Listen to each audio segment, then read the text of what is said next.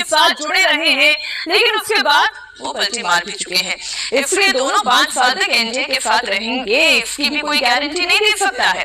आइए बड़ी स्क्रीन पर आपको ले जाते हैं और देखिए कि नरेंद्र मोदी ये चुनाव जीते हैं, अपने दम पर अच्छा स्कोर भी किया है, लेकिन सिंगल लार्जेस्ट पार्टी तो नहीं है, अकेले दम पर बीजेपी की बहुमत नहीं है, और इसलिए 2 चेहरे जिनका सहारा बीजेपी को है वो नीतीश कुमार है और चंद्रबाबू नायडू है। दोनों नेताओं की विचारधारा भी एनडीए से मेल नहीं खाती है, इसलिए इंडिया गठबंधन के नेता इस प्रयास में है कि नीतीश और चंद्रबाबू नायडू से बात करें, और ये दावा भी है कि बात हो सकती है, बात होने जा रही है, लेकिन एक नजर डालते हैं कि अगर नीतीश और चंद्रबाबू नायडू पलटी मारते हैं और इंडिया गठबंधन के साथ आ जाते हैं तो फिर क्या समीकरण बनेगा।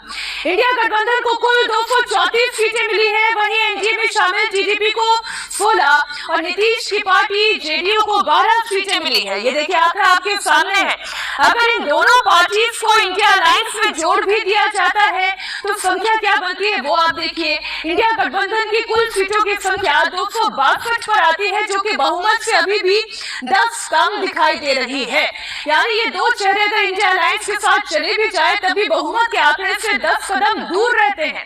वही दूसरी संभावना आप देखिए, अगली तस्वीर जरा सामने रखिए। वहीं अगर नीतीश और चंद्रबाबू नायडू एनडीए का साथ छोड़ दें, एनडीए का समीकरण बिगड़ सकता है। चंद्रबाबू नायडू की पार्टी टीडीपी 16 सीटों के साथ एनडीए की दूसरी सबसे बड़ी पार्टी बनकर उभरी है, तो नीतीश की पार्टी जेडीयू 12 सीटों के साथ तीसरे नंबर की पार्टी है। दोनों दलों को अगर मिला देते हैं तो संख्या बल 28 का बनता है। अगर इसे एनडीए कि 292 सांसदों से घटा दिया जाए, माइनस कर दिया जाए, तो कुल आंकड़ा 264 का बनता है, जो बहुमत से आज कम है। इस लिहाज से एनडीए के लिए भी चंद्रबाबू नायडू और नीतीश कुमार जरूरी है, बहुत अहम है। नीतीश और चंद्रबाबू नायडू की बात कर रहे हैं हम। जरा अगली ग्राफिक्स, अगली तस्वीर जरा सामने रखें। ये देखिए नीतीश और नायडू एनडीए के साथ ये गठबंधन कितना सुरक्षित है, कितना सेफ है। आप ये देखिए, बिना नीतीश और नायडू के 292 यानी बहुमत का आंकड़ा हासिल नहीं किया जा सकता है, और इसलिए इनकी बार्गेनिंग कैपेसिटी भी सरकार में एनडीए में बढ़ जाती है। नीतीश हमारे सहयोगी जुड़े हुए हैं। नीतीश, ये दोनों चेहरे एनडीए के लिए कितने इंपॉर्टेंट है, बीजेपी के लिए कितने इंपॉर्टेंट है, ये लगातार कल से चर्चा जारी है, क्योंकि इन दोनों के बिना सरकार तो बनानी मुश्किल है। लेकिन सवाल ये है कि जो नीतीश कुमार को लेकर क्वेश्चन उठ रहे हैं कि वो कहाँ जाएंगे, क्या यहीं रहेंगे या कोई पलटी मार देंगे, और उससे इम्पोर्टेंट नीतीश कुमार की अपनी बार्गेनिंग कैपेसिटी भी बहुत बढ़ गई है, क्या वो दिल्ली आएंगे। जी हाँ, ये सही है कि उनकी बार्गेनिंग कैपेसिटी बढ़ गई है और इसलिए एनडीए में ही उनका रहना बेहतर है।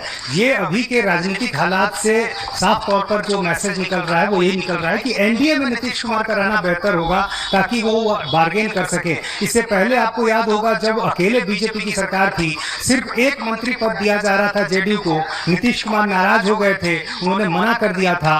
तो अब के जो हालात हैं लेकिन उसके बिल्कुल विपरीत है। तो नीतीश अभी के हालात में चूंकि बीजेपी को बहुमत नहीं है अकेले, तो ऐसे में नीतीश कुमार का राजनीतिक कद बढ़ा है, लेकिन वो पलटी मारेंगे या नहीं मारेंगे इसको लेकर चर्चाएं हो रही हैं। लेकिन ये चर्चाएं इसलिए हो रही हैं क्योंकि नीतीश कुमार ऐसा पहले कई बार कर चुके हैं, बीजेपी को छोड़